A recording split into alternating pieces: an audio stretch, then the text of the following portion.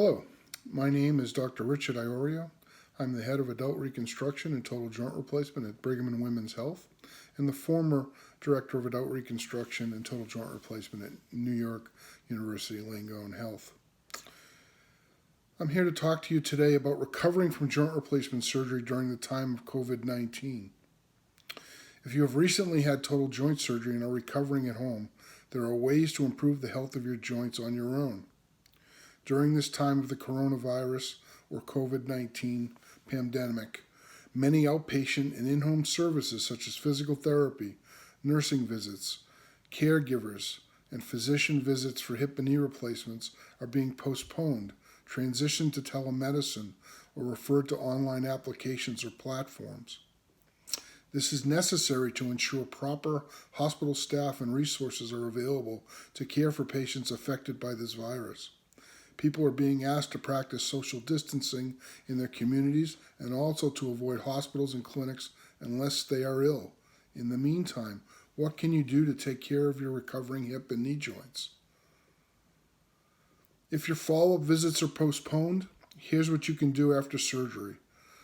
Following your exercise routines, taking your medications prescribed by your doctor, and getting a good night's sleep are very important to put you on the road to recovery after hip or knee replacement.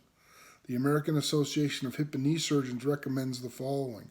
1. Take your prescriptions and over-the-counter medications as directed by your doctor.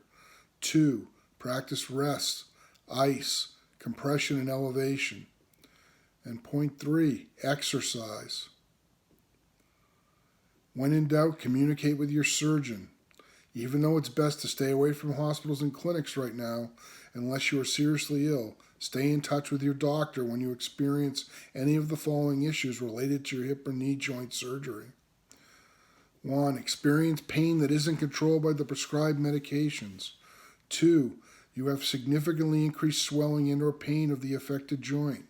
3. You have persistent wound drainage from the surgical incision. 4. You have concerns about the incision. 5. You sustain an injury for which you don't recover using the usual methodology.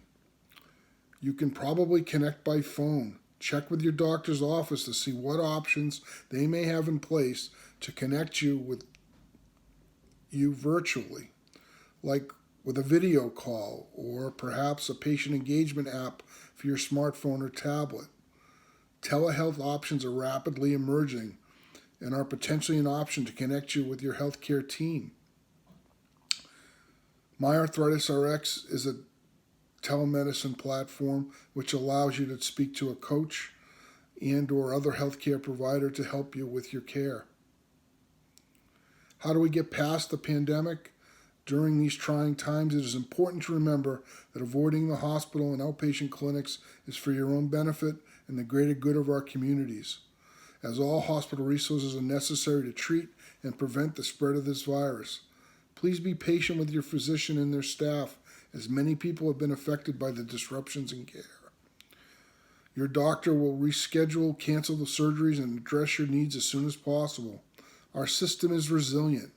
Elective surgeries and follow-up appointments will resume as soon as it is safe and the resources are available. Please be one of those patients who have patience.